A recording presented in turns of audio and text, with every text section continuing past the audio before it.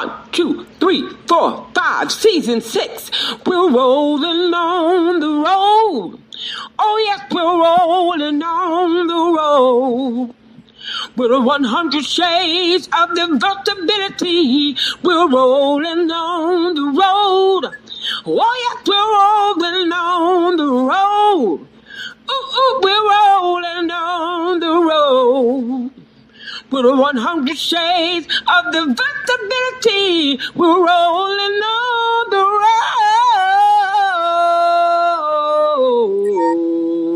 road. Check it away, Cousin Kim.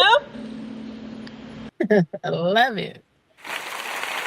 Well, good afternoon, and thank you. Good afternoon. So I just love Cousin Pat. Well, it's good morning, good afternoon, good evening, wherever you may be watching this broadcast, or whatever time you might be watching the broadcast. So I have to remember that people watch at all times of the day and all times of the night. So we want to say thank you for whatever time you watch it, for actually tuning in. You know, I'm about to get real serious now. I'm about to put my glasses up. Put my glasses up. And I'm going to say this. The doctor, they got this saying that says, physician, heal thyself. Mm-hmm. So might not be a D doctor. I'm a PhD doctor. So that means that I'm going to have to rely on the Lord to, go through my healing.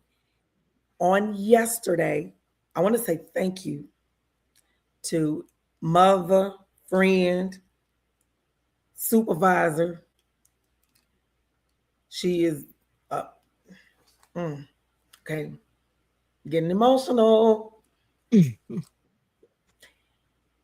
I had Supervisor Eunice Feltis Little on yesterday, and we talked about her dissertation that she wrote earlier this year, and she got another doctoral degree. It was an educational degree, and it talked about the resiliency of women in ministry in comparison to men. And as she was going through, and some of the things that she mentioned, and I said, it would have been wonderful. Why didn't you reach out to me? Because that part really is in my wheelhouse, with disability. And the next thing I know, I got up on my little soapbox and I was crying the whole show. I was crying. When you have unresolved, unhealed, issues, they have a way of coming out at the least time that you expect them. And for 13 years, I have been going through this whole piece of how the church responds to this. And that's not bad English. It's DIS, short for disability.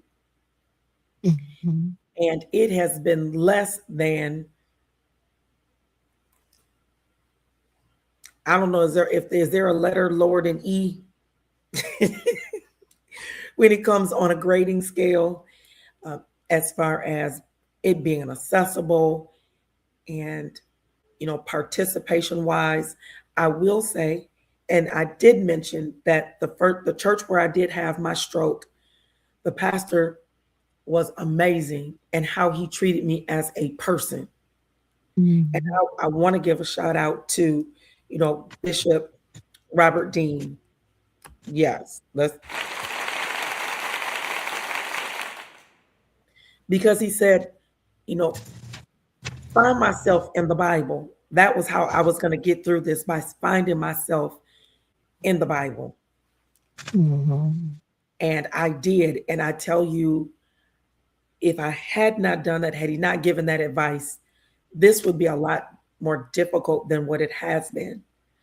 But, my issue has been more so with the accessibility with facilities, and even in programming, it being more inclusive. And so I was bleeding on yesterday. I was bleeding. And I appreciate Supervisor for the way that she stopped the bleeding. She cauterized me. She cauterized me on yesterday, during the show. and after the show. And I tell you, today, I mean, I love the advice that she gave me. She just said, at the end of the day, this is your lived experience, and you have more than enough experience, more than enough education, that you don't have to wait for somebody else to include you in their story. You can write the story yourself. You know, you can write the paper, you can write the dissertation, you can write the book, and you have more than enough platform to do it, and you've done it and done it well. And so I thank her for saying that, because sometimes we get caught in these little pockets and we forget what our power is. You know, we have that one space where someone tells you no, or they don't step up to help meet the need, which, you know, for me is what's happened in these last few years. Is the opportunity was there for the need to be met and to be on the cutting edge of saying, hey, we have stepped up as a religious organization to make this truly, you know, accessible for those persons, you know, with disabilities, and it did not happen. And I'm glad that it came out on yesterday. So now I'm in the healing process. It's like, okay, good. You know what? We cleaned out that puncture wound on yesterday, and it is healing well. Actually, it's healing very quickly. And I am excited to have you on today, because you are an example for me of saying, hey, look, nobody else has to do it. You just get up and you do it. If you don't see it being done, you just do it. So I want to say thank you to you, because as I was putting this together and I did bios, so when people see the live stream or they watch it on YouTube, they will have your bio that you are the creator of Menopause and Mimosas.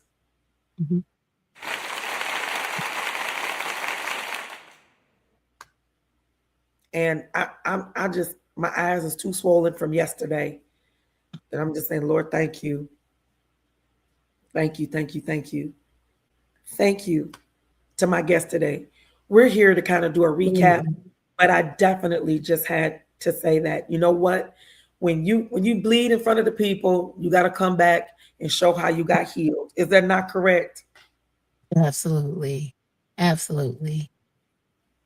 Yes. As I was typing it in, you know, yesterday, I forgot to hit send and all that other kind of stuff, but I needed that extra time to go back and read what I wrote. And I was like, wow, she stopped that she cauterized that bleeding. She cleaned out that wound on yesterday. And then to have you today is the covering that I need until it heals all the way up.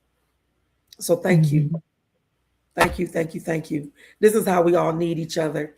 And this is why it's important for each person to be in their purpose. If you had not been in your perfect purpose, I would still be like, okay, in intensive care. So thank you for being in your perfect purpose. Now, girl, tell us what happened when the people came on last Sunday. What was it like? It was phenomenal. The women were very receptive, engaged. They were engaged in the conversation. As our storyteller, Satori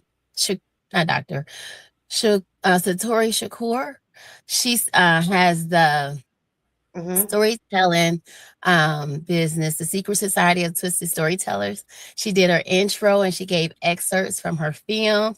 Her film is on YouTube and some other platforms, The Confessions of a Menopausal Femme Fatale. And as she was telling her story, the women connected with her experience and shared, I went through that, I feel that way. And the women just opened up. Their hearts just opened up. They're such willing vessels to share what they needed help with. And I was so glad. I said, oh, thank you, Lord. Thank you, Lord. Today is the day that we needed to hear this. So each person told why they were there. They introduced themselves and were able to address their needs. So it was good. It was really good. I was really excited.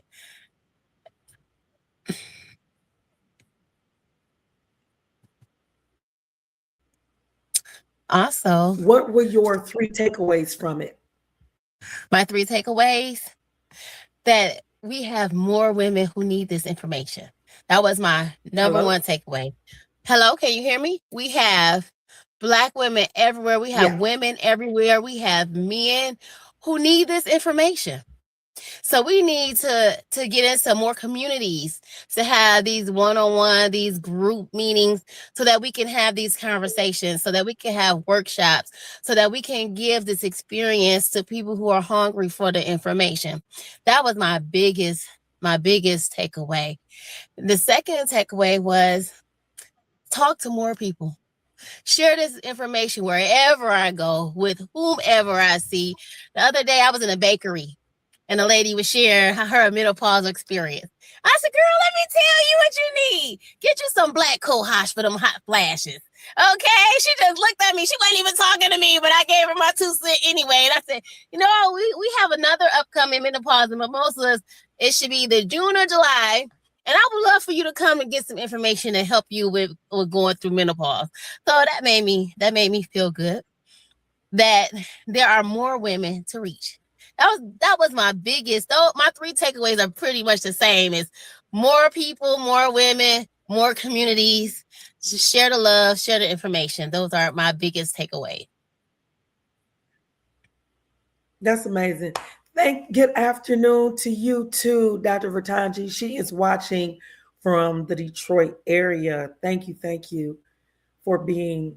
I do believe she's a top fan on there. Shows me that she is the top fan. So I appreciate you. I appreciate your love. I appreciate your support. So those that did not have an opportunity to see the show and were not in the Detroit area, or were in the Detroit area and was not going to be able to attend, I sent the YouTube link out. Wonderful. That was the big thing for me, was sharing the YouTube video and getting the responses back. Oh my goodness. Because I did ask, please, when you watch it, please give me, your feedback on it and what you think. Do we need more? What is this? Of course, giving them the leading question. So, and an open question so that I could get, some good answers back. Mm-hmm. I was overwhelmed. Wow. Overwhelmed. Mm-hmm. And the biggest piece that when people said that they loved about it is when we talked about advocacy. Mm-hmm. And I was like, really? And they're like, yes, that was my piece. So that was, out of everyone that I sent it to, they said, oh my goodness, I know other people I can send it to. So that was number 2, the big takeaway for me. Number 1 is everyone's receptiveness of receiving the YouTube video. And then the second was their overwhelming response to it. And, them being able to identify with a lot of the issues that were talked about, from our guests, not just from you guys, but those who were tuning in. Because we had great conversation with those who were tuning in. And they were like, oh my goodness, I was told the same thing. So they were able to identify with those who shared their stories. And then thirdly, it was that they were able to tell me exactly what it was for them. And it was the advocacy piece. Mm-hmm. Oh, and they wanted to know what I had. So here's my cup. Just my water.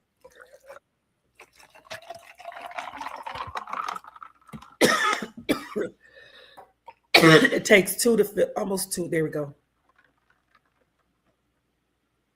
Ta-da.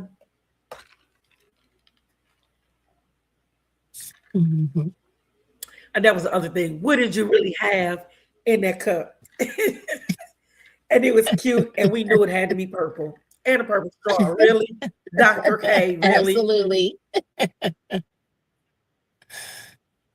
I said, do y'all expect anything less from me? Okay, anything less? Mm-hmm. No.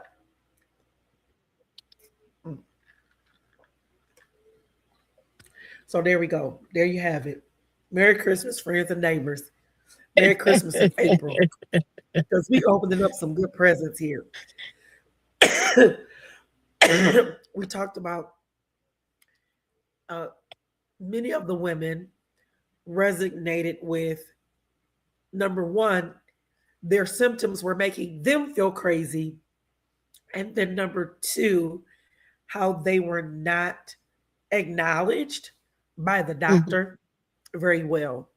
So how was that addressed when you met on Sunday? Wow. So we gave some steps, some practices that we can use when we go to the doctors or to prepare for our doctor's appointment. For instance, journaling your lived experience. No one can contest your lived experience. So you journal your lived experience and prepare for your appointments. Prioritize your questions. If you're not getting the answer to your questions, Hold on, or girl, I'm trying to type this out real quick. So journal your lived experience. Yeah. To take, wait a minute, to take with you, with you to the doctor.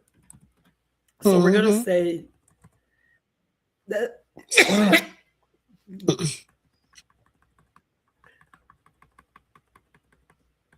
All right, this is going to be tip number 1.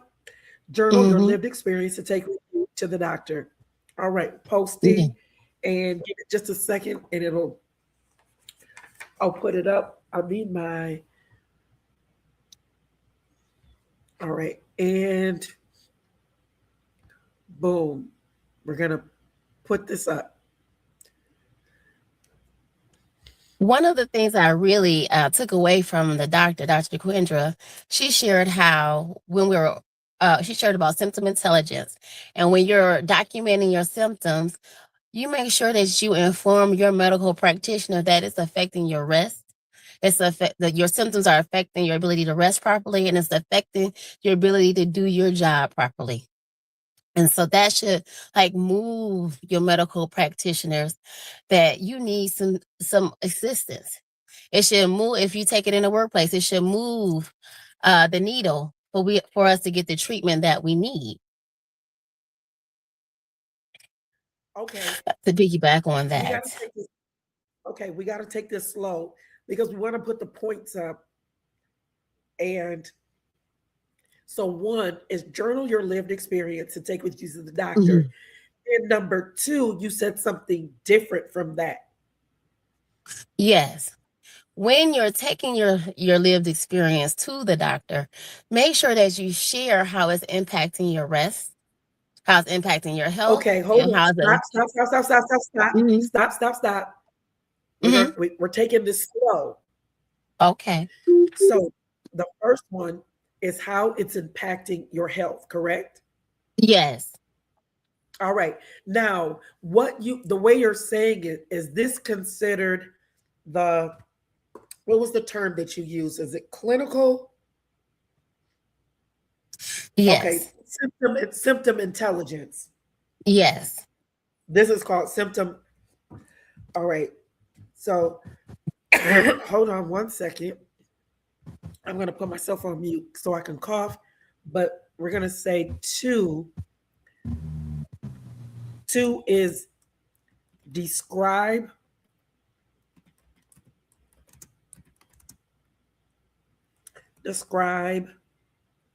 your lived experience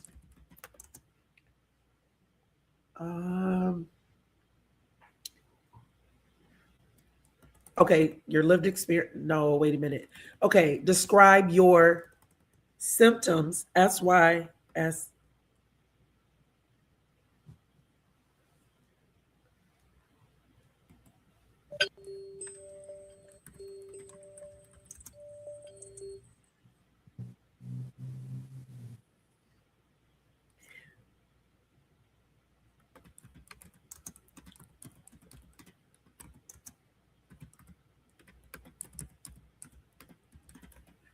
So clinical intelligence is describing how it, so describe your symptoms with clinical intelligence. So the impact of what you're experiencing on your life. The clinical term is symptom intelligence that the doc was describing last Sunday. So it's symptom intelligence. Okay, It's called symptom intelligence. Okay, so all right, so number 2. So how are we going to say that? Number 2 is speak with symptoms intelligence. Right. So when you're describing your symptoms, you're making sure that the doctor is aware of how your symptoms are impacting you, how it's impacting your rest, how it's impacting your ability to work, how it's impacting your performance. You going too fast. Okay, I'm gonna go. You going too fast. I can't type that fast. Okay. Yeah, I got one good hand. Okay, gotcha. You're not taking into account my disc, girl, my disc. So apologies. We're going to speak symptoms intelligence. Okay. The impact on, and the VA describes it as our activities of daily living is what it's called. The impact on our activities of daily living. So we're going to say work, comma, home, sleep patterns, and I think that should cover it off. We say daily living, our activities of daily living, work, home, sleep patterns. You can even talk about our weight, our diet,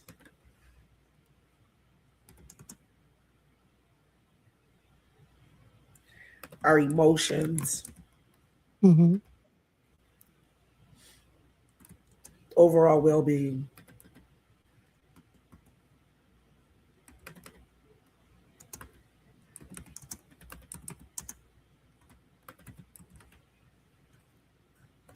There we go. That's a good one. I just had to do that last week. Well, actually, let's see. High current one, then show this one. Yes, there we go.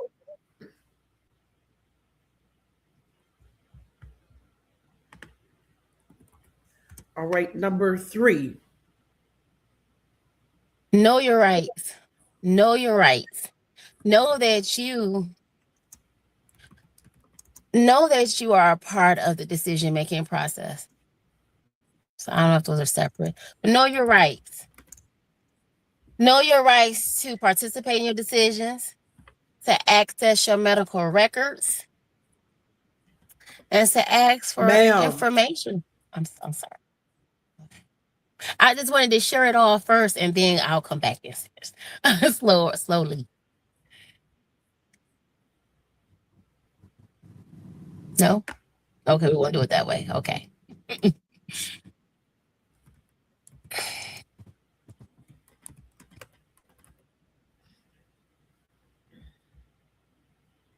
There we go. You are a part of the decision process.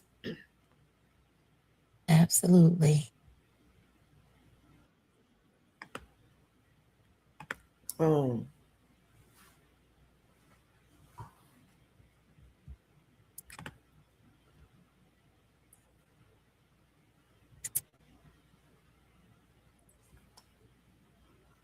Y'all see I put that in caps. You are a part of the decision process. So what was the next thing? Be bold. Be confident.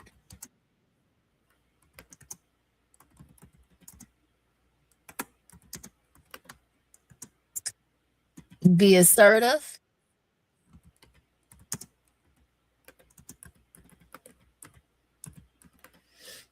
Okay. And be specific.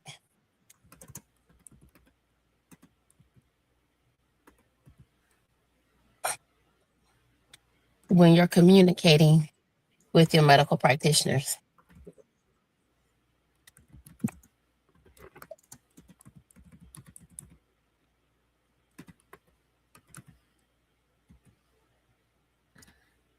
I'm going to put on there in caps, write it down. Yes. And take it Write with it you. down. Absolutely.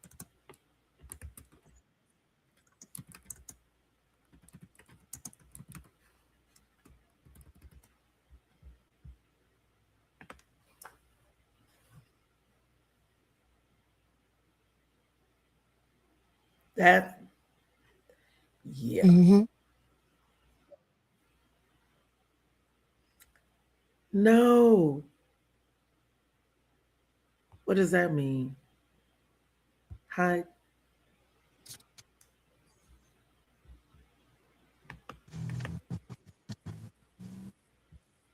It didn't go up there yet? Oh, okay. Just on that. I'm like, wait a minute. There. Okay. Don't play with me. There you go. Y'all see it's in bold. There we go. Absolutely. Bring a support person with you.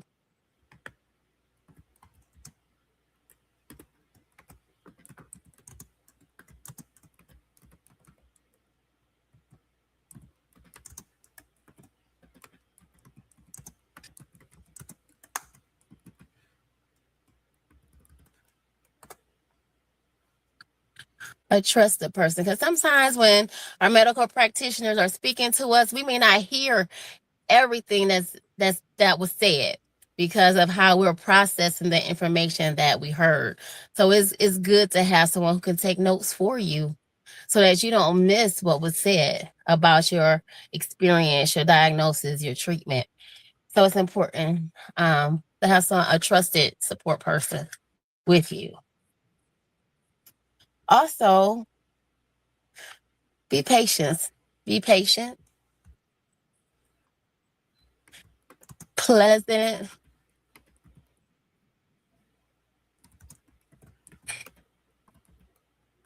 And persistent.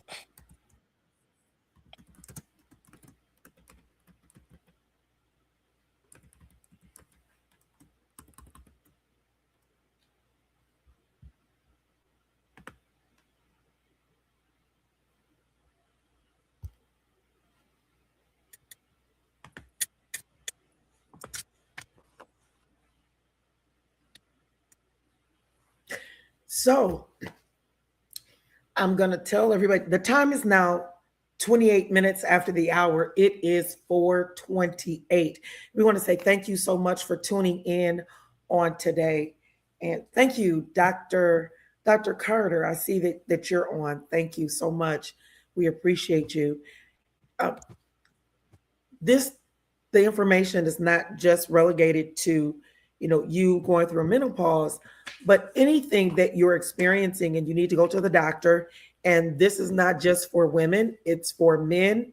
It's if you're taking your child to the doctor. These are good tips and practices that you can use.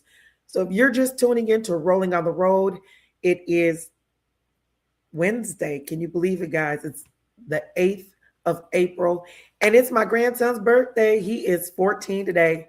Hey, Caius, happy birthday, buddy. Happy birthday from Nana. Happy birthday to you. And we are talking about menopause and mimosas. And yes, I have my water here. and you can have whatever you want to drink. I'm just drinking some ice water. I already showed everybody there's my Fiji bottle that I've been filling my little water up with. So I'm on the up and up. And I can hear y'all already. This don't work. That's not true. That's not what's happened to me. It does work, and it is true, because this is exactly how I've been able to get all the things that I've gotten. That's why I'm sitting right now in this $45,000 wheelchair. I'm tooting my own horn. Yeah, that's why I'm saying tooting my own horn. Yes, because I've done these, and I didn't even know her to know to do these things. But I tell you, God will give it to you, and he really will, or he'll put people in your life, and this really does work.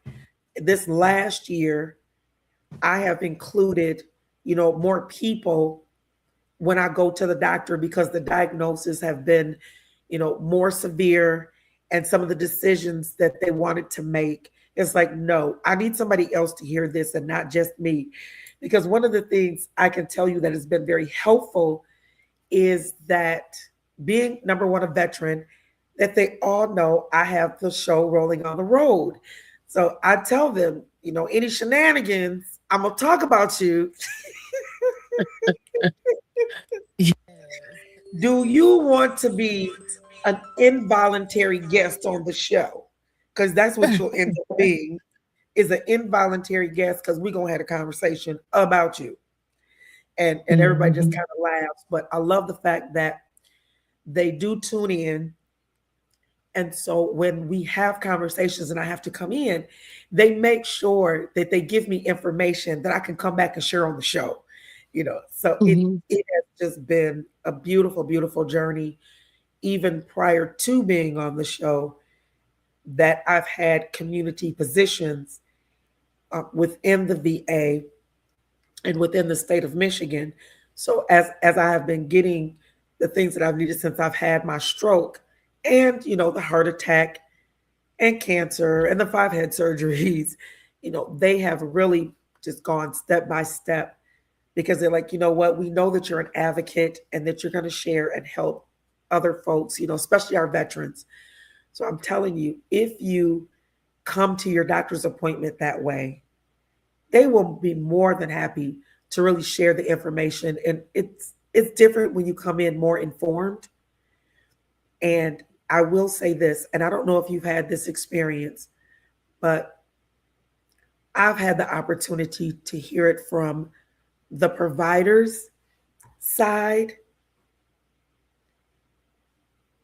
and my mouth has been on the floor, I will say that, with some of the things that they have to experience as a provider to all of y'all. Not to me. Oh, no. y'all peoples. Oh, right. Maybe me somewhere in, before. But have you heard or had the opportunity, even, during your time last Sunday, of what some of your providers have experienced from the folks when they come in as patients? Well, last Sunday, our provider that was there, they just pretty much want our people, our participants, to be prepared when they come in. That in order for them to receive the treatment that they want, that they communicate what they need. You have to communicate. Okay, hold on. Wait a minute. Hold on. So we're going to say that was our first 6 points were from a patient. And this is, okay, from the provider perspective. Be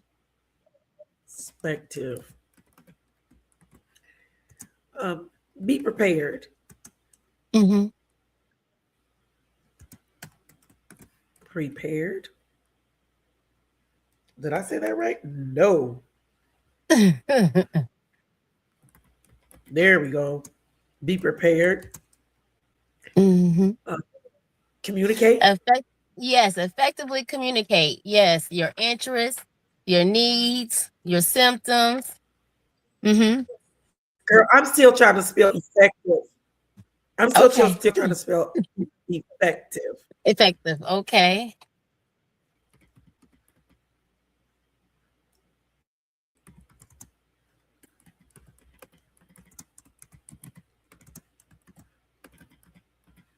All right. Effectively express your needs. Yes. Your symptoms.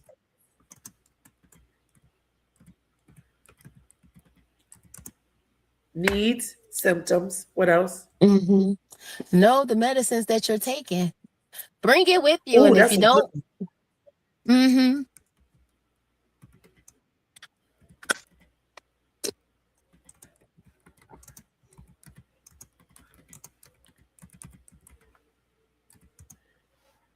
know the message you're taking.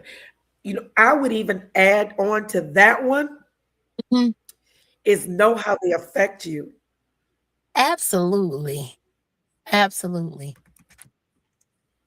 I'm gonna put on here document. What is this going on? All this foolishness. Okay, go on out the way. Know the message you're taking. Document your side effects.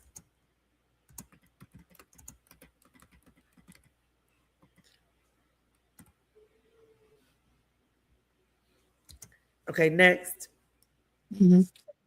Ask questions.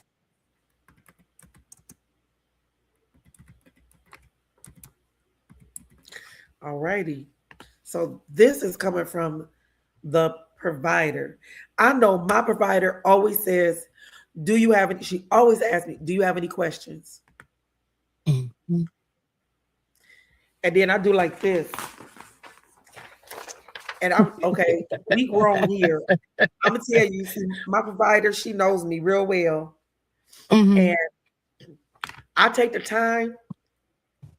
You see this phone right here? And my little stylist. See, I don't have no stylist to do on here. If I have my stylist, girl, I'll be gone. You can say whatever you need to, because I can jam the stylist. Right. Okay. They ain't got no stylist for the look. They don't have that. Anyway, so I have this cute little program on here, and it's called Pick Collage. So I got my little Pick Collage. I go in there, I put down everything that I'm going to the doctor to talk to them about.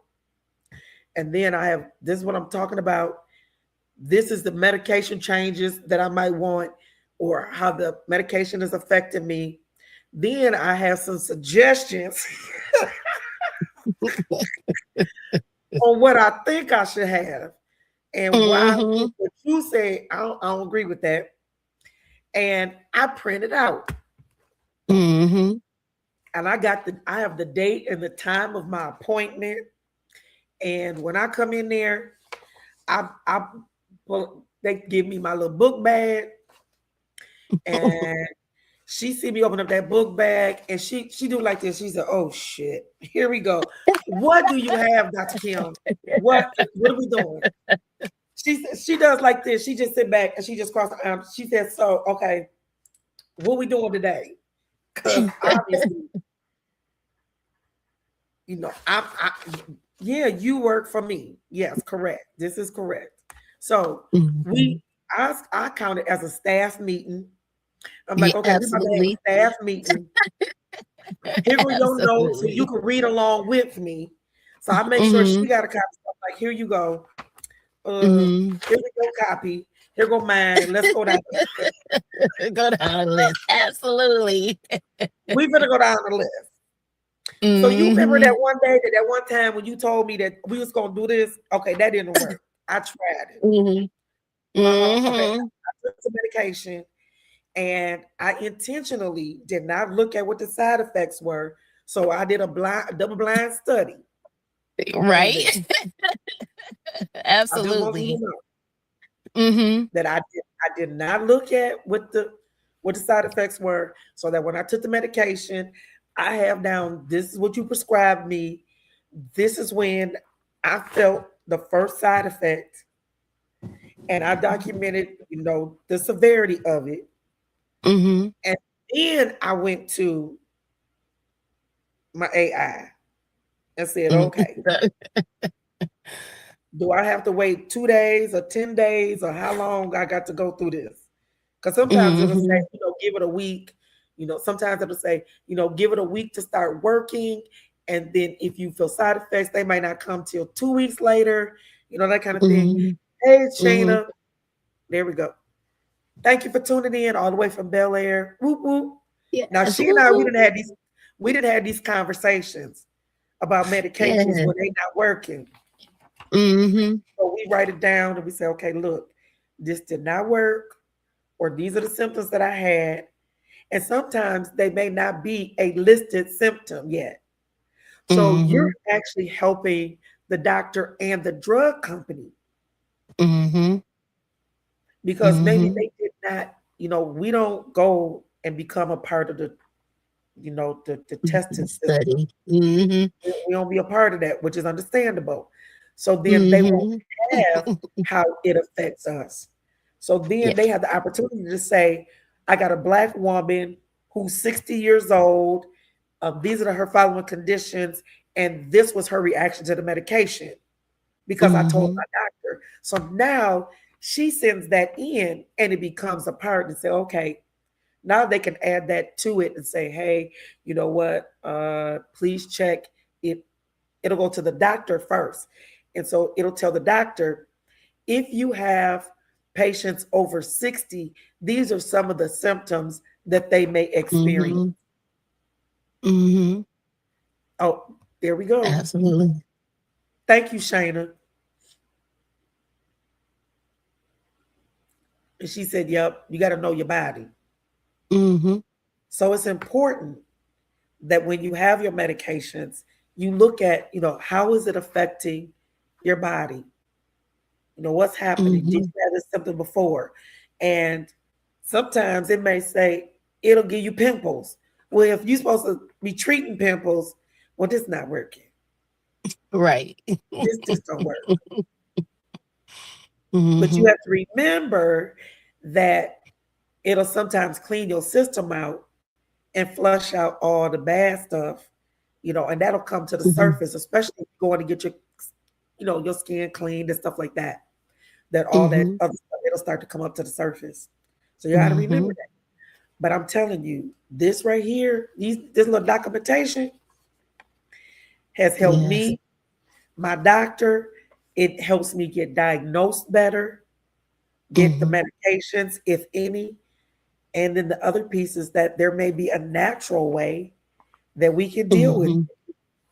And then you include them too. Hey, if you're dealing with this naturally, then you can say, I don't need this medication because I took some, beetroot, and beetroot just brought my blood pressure straight on down. And it's been stable.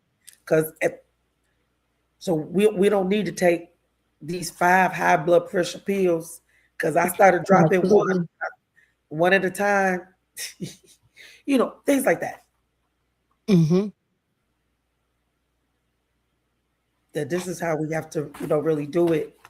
But I think that we need to have a intense class like this.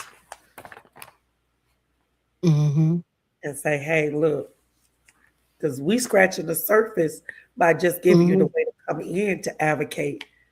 But it's that other piece on the other end before you even get there. And then we got to pay attention to our bodies.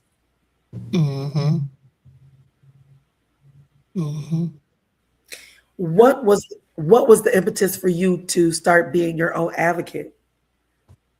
How did you start? You came up with this list, but how did you start it?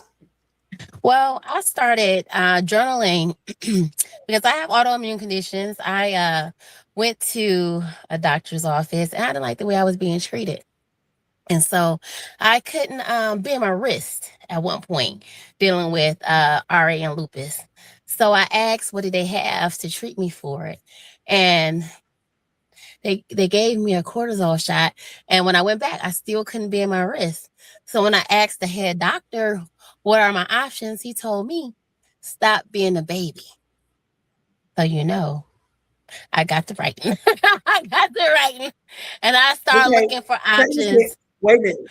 We got a comment right here. It says, doctor, please listen because we know our bodies. There, wait a minute. Hold on. I'll put it up there. There you go. I'm curious. That is absolutely. So he told me to stop being a baby.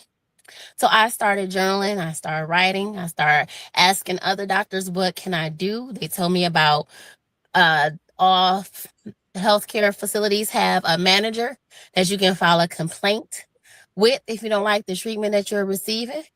I received second opinions. I started looking for a different doctor because there was a lack of empathy in my treatment because I wasn't being a baby. If his wrist didn't bend, I'm sure he would have wanted something that worked too, you know? So that's where the self-advocacy started for me. So I became involved heavily in what I could do, what organizations could I connect with. I started following different organizations online, the Lupus Foundation, I started following the CDC, just looking at what they said about chronic disease. I started going to different events that talked about my new diagnosis, and I started making changes. Even though change is hard and change is difficult, I started making the changes that were recommended. And I asked my pharmacist. Your pharmacist has a wealth of information. I showed him, I said, my wrist won't bend. He said, well, ask your doctor for this medicine. I asked my doctor for that medicine. 3 days later, I was able to bend my wrist. 3 days. I said, oh, praise God. Wait a minute. We coming out of... Yeah. There we go. Yeah, praise God. Yeah, there we go. We coming out of Easter, and what did he say? 3 days later, he rose. So we thank God for the 3 days. Now I have to definitely give a shout out to Dr. Lathan at the VA Medical Center in Wyoming, here in Michigan, because he diagnosed me with fibromyalgia. And when he did, he told me the name of the book that I needed to get. I think it's like Fibromyalgia 101 or everything you need to know about fibromyalgia. He said, read the book and it'll change your life. He said, because you're not crazy, feeling the pain. I appreciated him, but I came into the appointment, prepared. I said, okay, I got my little paper. Do you need yours? He goes, no, you can go over it. We can just hold it like this together. All right. So what are your concerns? And I had everything, how I felt, what was going on with me, when was it worse? I went through the whole 9 yards and I had it all written down. And he looked at it, and they all have their little medical phones or however it works, and they can go like this. And he looked at my record and he says, looks like you have fibromyalgia. I know you didn't want another diagnosis when you came in today because I see that you have a plethora. I said, yes, sir, I do. And he goes, but if you read this book, it is going to be just the best thing, it'll help you get through, and you're not crazy when you're feeling all of this pain. And the VA has an excellent, pain management, team. He said, which I'm a part of. And he says, I'm open to any modality. Is there anything in particular that you want? And I said, well, I do acupuncture and cupping. He says, oh, those are some really great ones, to do. Also offer you the cortisone shots as well, because you have some other issues that are going on that are probably exacerbating, the fibromyalgia. So we can offer you the cortisone shot. And this is the piece that I appreciated about him. He said, just know that getting the cortisone shots will cause your cholesterol levels to go up. So I see that you've had a heart attack.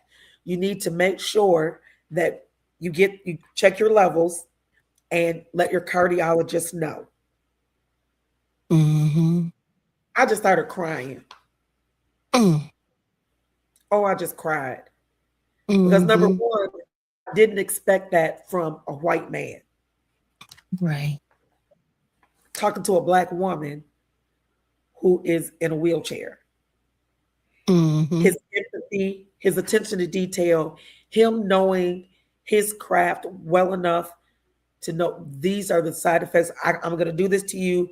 These are going to be the side effects. This is what you need to do. This is all who needs to be informed. And I just was like, I did the ugly cry in front of him. I did the ugly cry. And I appreciated him because he went and got the box of tissue and he said, is it okay? And yep. And he patted me right here. He said, it's going to be all right. He said, we know, and we're going to do this together. I was like, yeah. But I will tell you, coming in with a piece of paper makes a world of difference. It does. Makes a world of difference. When you can come in, this is what I've been experiencing. This is how long I've had this, and how it's impacting my life. So then it's like, one of the things that I had our VA, what do you call them? She's kind of like the liaison, but the MSW, is that what I want to call her? Social worker. Thank you. That piece. So each medical team has a social worker that will work with you if there's something that you need. So I do like the holistic care that, once you see your primary care, then if you have to go over to pharmacy, you're in a booth, and then pharmacy talks to you about the medication that your provider just prescribed to you. They go over everything, and they're like, do you have any questions? After they tell you what you're getting, what it's for, and what you may experience. Then they have a social worker that says, okay, you have a new diagnosis. These are the things that you're going to need to help you with your activities of daily living now that it's changed. Like, say, for instance, you might need a cane now, or you may need to have a walker. So they send you over to the social worker as soon as you finish. You'll go see the social worker first and then go to pharmacy. So you'll see her and she'll tell you, all right, these are the following changes. Here's your paperwork. And this is what happened to you today. And you're seeing me because you need, you need a walker. Oh, okay. So she'll tell you, get your walker. They have a nice system in how they do it. Now, my question is, do they do that with you in the civilian world? Yes. Okay. Yeah, social workers are available, especially if you go through, when you tell your doctor you need to speak with a social worker. And sometimes after you speak with your doctor and they will suggest you speak with a social worker. If you go through emergency, a social worker will come and talk to you, or they will take down the information and they will give you information from the social worker. But with your recipient rights, you do have access to a social worker. Yes.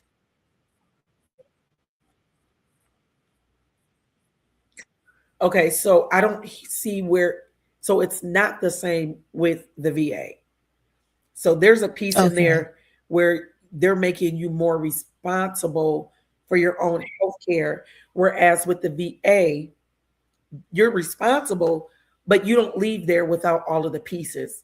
So you come there, if there's a change in your health, then they send you to the social worker. Then you go from your primary care to your social worker, and then to pharmacy.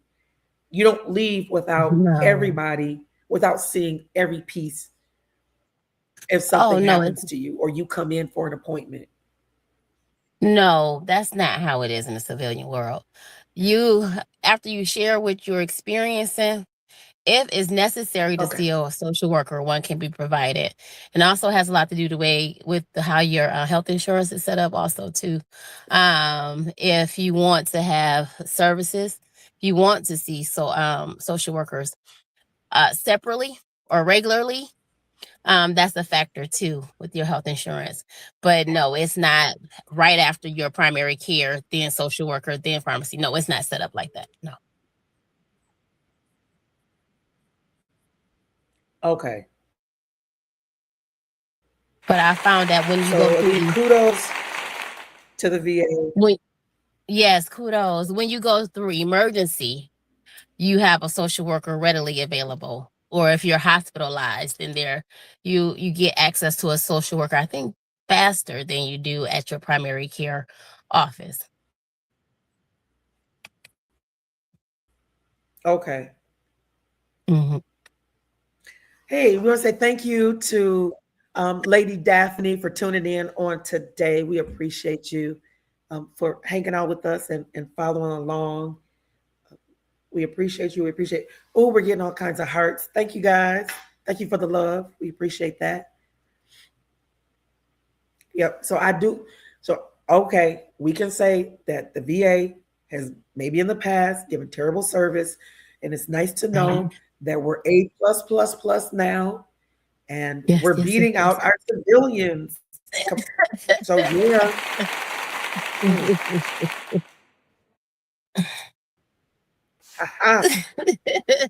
Lord knows, been in the system long enough. No, seriously. So I'm 60 this year, and I have been a veteran for, I'm getting ready to do the math, y'all,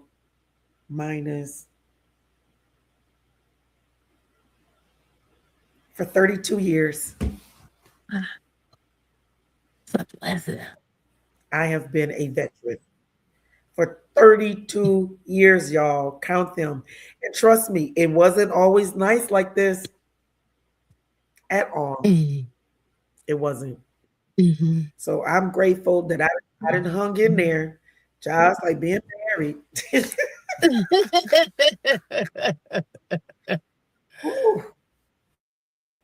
We've been together 32 years. 32, count them friends and neighbors. 32 years we have been together, and we have been through, I'm just going to say it, I think the hell word is the word for today. We've been to hell and back.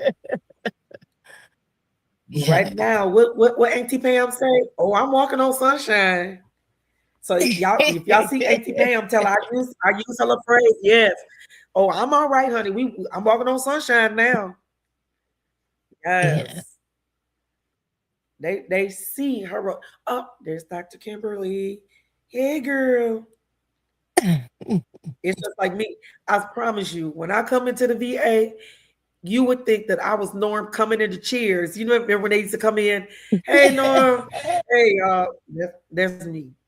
I come in there. Hey, Dr. Kimberly. Hey, guys. Dr. Kimberly's in the VA today. Hey. Yep. Mm-hmm. It's like that, I'm telling you, but it wasn't always that way. So I want to say thank you to the big he that I've lasted this long. 32 years. Mm-hmm. 32 years. But I'm like Carol Burnett. It's like, I'm so glad we had this time together, because the time is now 59 minutes after the hour. It is 4:59. An hour goes by so quickly. So quickly, but we gave so much information. So we know what we need to do. This is not our last conversation. Mm-hmm. Y'all gonna look up in a minute, and I'm gonna be sending everybody who registers. I'm gonna send y'all your glass. I'm gonna have to go to Dollar Yes. Tree. I'm like, hello, because I got this from Dollar Tree. Isn't it cute? Yeah. I didn't have it for 3 years now. 4. 1, 2, 3, 4. Oh no, I didn't have this glass for 5 years from Dollar Tree. Don't play with my little Dollar Tree. Don't be trying to count them out. This was part of the summer collection of 2021. And I got it, and I was like, yes. Because I got my little grandbabies. They got different ones, but I got the little purple tiki cup. And I was like, yeah, And we had our little fun. Since you couldn't go nowhere and be with nobody, I said, well, we going to all be together. And everybody got a cup. So me and Doctor, so y'all get it in your mind, Dr. Krystal Kid. Come on, y'all put your hands together for that. Yes. Dr. Krystal Kid and I are gonna, when we get off of here, we're gonna plan it. 100 Shades of Diversibility gonna sponsor it. So look, myself said, we about to sponsor this. We about to do what? We finna sponsor this. I guess we are. Okay. I got to divide myself. Y'all understand that Rolling on the Road is powered by 100 Shades. So I'm a host on this end. Then I still got to turn around to 100 Shades and say, well, hello, 100 Shades. Can I?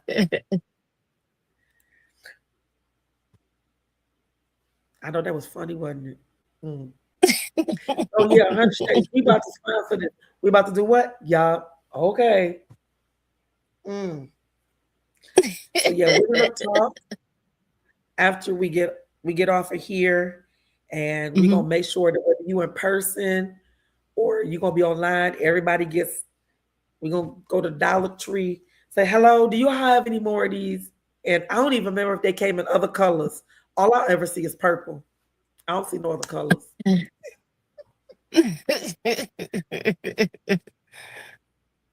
just saying. Or maybe we get a generic cup and we create labels or something like that. But we're gonna do this, and we're gonna see how many people across the nation that we can connect. That's where I go. How can we connect everybody? So maybe we just need to come up with our own and put a little label and stuff on them, have them labeled to be real crude. We're gonna get t-shirts. We're gonna get t-shirts and child. I know some of y'all gonna say we need a fan. Okay, we get a fan and all of that. So we're gonna start today. And we're gonna put this, and we're gonna take it all over. Because guess what? On this platform, we global.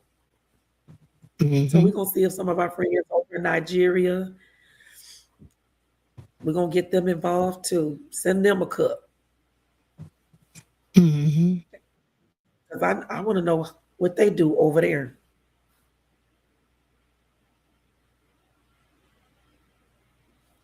Didn't think about that one, did you?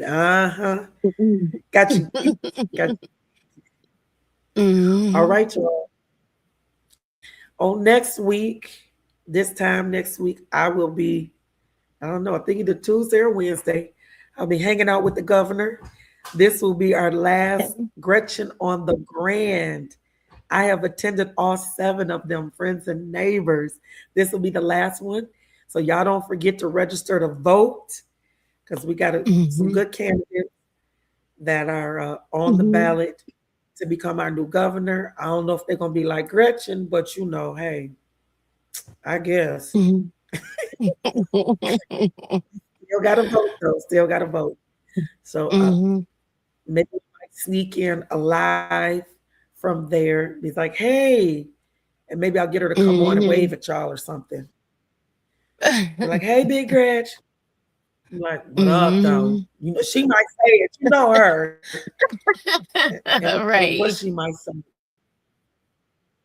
No telling. So, but I would definitely talk to the powers that be. And I think as long as I don't give out the location of where we are, that I think I might be able to go live. But just know on next week, not sure how we gonna work the show. I might maybe I'll come on early or something like that. I don't know, but we'll figure it out. But definitely, I will be with her on next week. So thank y'all for tuning in. I appreciate y'all. I love y'all, and y'all take care and enjoy the sunshine while it's here, because I hear there's some snow and rain coming.